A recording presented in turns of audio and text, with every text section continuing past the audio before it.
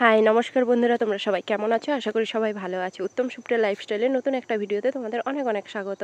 পুরো ভিডিওটা স্কিপ না করে দেখতে থাকো, আশা করি ভালো লাগবে। আজকে আমার বাবার বাড়িতে সত্যনারায়ণের পুজো হবে। এটাও আমার মানসিক ছিল, সব মানসিকগুলো এবারেই শোধ করছে, তার জন্য পুজো হচ্ছে। আর আমি ফল কাটতে বসে পড়েছি সববারের মতো, এবারেও ফল কাটতে বসে পড়েছি। আবার ফল কাটতে খুবই ভালো লাগে। বামন ঠাকুর উনি আমার দাদু হন, উনি মজা করছিলেন, কিন্তু আমার মনটা ভীষণ খারাপ ছিল, কারণ একটা সোনার জিনিস হারিয়ে গেছে। তোমাদের বলেছিলাম কীভাবে হারালো, এটা নিয়ে একটা ভিডিও আসবে তোমাদের কাছে, তোমরা দেখতে পাবে। তো ফলগুলো কেটে দিচ্ছি, মা ওইদিকে বসে আছে, বাবা দাঁড়িয়ে আছে ধুতি পরে, আর বামন ঠাকুর তো বসেই আছে। আজকে সত্যনারায়ণের পুজো হবে, হোম টোম হবে না, এমনি সত্যনারায়ণের পুজো হবে। ওই জন্য আমিও ফল টল কেটে দিলাম। আর বাড়ির সবাই এখানে আছে, আমার মেয়ে, তারপর দিদি, ছেলেরা সবাই বদমাইশি করছে, ওইটাই দেখাচ্ছিলাম। আর কি বলো তো, বাবা বলছে আর পারবো কি না জানি না, ওই কারণে সত্যনারায়ণের পুজো করে দিচ্ছি। আমার মানসিক বলতে কেমন মানসিক জানো তো, আমাদের বাড়িতে অনেকগুলো কাঁঠালি কলার গাছ হয়েছিল, তো অনেক বড় একটা কাঁদি হয়েছিল। আমি তখন কিসে পড়ি, এই 11-12 পড়ি হয়তো, ওই সময়কার কথা বলছি।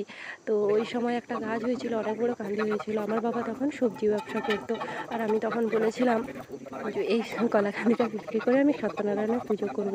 সেই কবেকার কথা, বাবা এতদিনে পুজো করলো। মানে আমিও তারপরে, আর আমার মেয়ে দেখো এখানে শাঁখ বাজাচ্ছে। আজ থেকে তার সব কিছুই করা চাই, বুঝতে পেরেছো? আর এখানে আমি সিন্নি প্রসাদ করবো বলে আটা আর কলা, তারপরে দুধটা দিয়ে দিচ্ছি। সিন্নি প্রসাদে তো এসব লাগে, যাদের বাড়িতে সত্যনারায়ণের পুজো হয় তোমরা জানো। আর আমাকে দিয়েই করাচ্ছে, কারণ আমার নামে যেহেতু পুজোটা ছিল আমি করছিলাম। তারপরে আমি সংকল্প হতে বসে পড়েছি, কারণ সবাই বলছে যে আমাকে সংকল্প হতে। আর তার আগে আদাটা কেটে দিচ্ছি, কারণ আদা ফলে দেওয়া ছিল না, ফলমূল যেহেতু দিতে হয় ওই জন্য আদা দেওয়া ছিল না বলে কেটে দিয়ে তারপরে এসে আবার সংকল্প হতে বসে পড়েছি। আর বাবাও এইদিকে সংকল্প হচ্ছে, কারণ আমি তো এই গোত্রে এখন নেই না, তার জন্য যেহেতু আমার মানসিক আমি বসেছি, তবুও কিন্তু আমার পুজোটা বাবা বসছে, কারণ যেহেতু বাবা এই গোত্রের, আমি তো এখন বিয়ে দিয়ে দিয়েছি যখন আমি বড় হয়ে গেছি, সবাই তো জানো। আর ওইখানে বাবুরা দুলছে, তো ব্রাহ্মণ বকছে।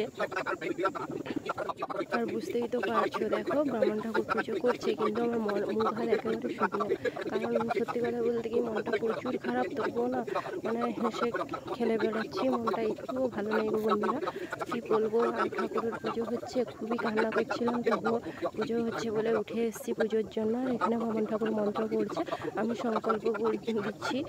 আর কারা কারা এরকম পুজো হয়, তাদের বাড়িতে এরকম সত্যনারায়ণের পুজো হয় জানিও।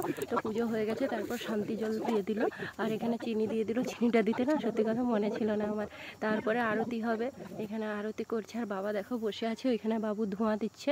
আর সত্যনারায়ণ ঠাকুরের এই করম ঘট করে পুজো হচ্ছে, মূর্তি তো নেই, তো ঘট করেই পুজো হচ্ছে। আর এখানে আরতি কত সুন্দর ঘিয়ের বাটি করে দিয়েছে।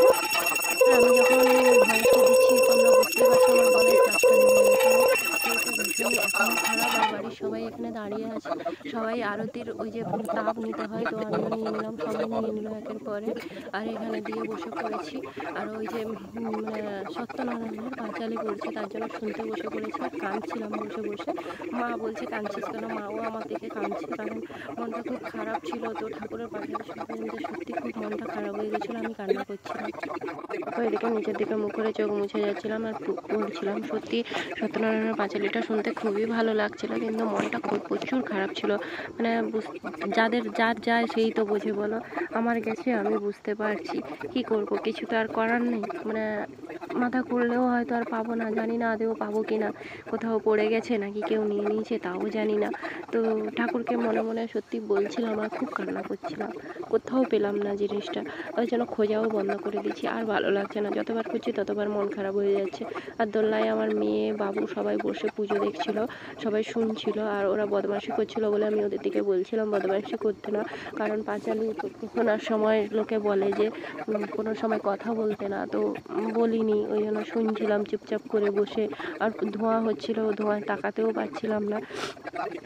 সবাই মিলে পাঁচালি শোনার পরে ঠাকুর প্রণাম করছে একে একে, তো আমিও ঠাকুর প্রণাম আগে করে নিয়েছি, তারপরে সবাই ঠাকুর প্রণাম করছে দেখো। আর আমি আগে করে নিয়েছি বলতে আমি ভিডিও করিনি, নিয়ে আমি সবারটা বের করছিলাম, তারপরে সিন্নি প্রসাদটা মাখাচ্ছিলাম, কারণ মাখানো হয়নি, তখন সব দেওয়া ছিল।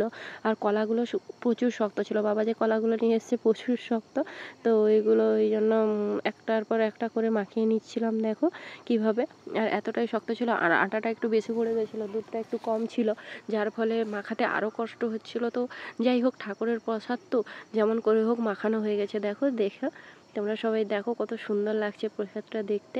আর কেউ কিছু খারাপ হবে না, এটাকে সিন্নি প্রসাদ, এই প্রসাদের কোনো খারাপ গুণ বলতে নাই, কারণ এই প্রসাদ মানে দারুণ লাগে। আর এই ক্যামেরাটা এরকম হচ্ছে কেন বলো তো, আমার দিদির ছেলে ক্যামেরাটা ধরেছিল, তো এরকম বাঁকাবাঁকিভাবে ক্যামেরাটা ধরেছে, কিছু মনে করো না সবাই, সবাই মানিয়ে গুনিয়ে নাও। বাচ্চা ছেলে ক্যামেরা ধরেছে, যেমন পেরেছে ধরেছে।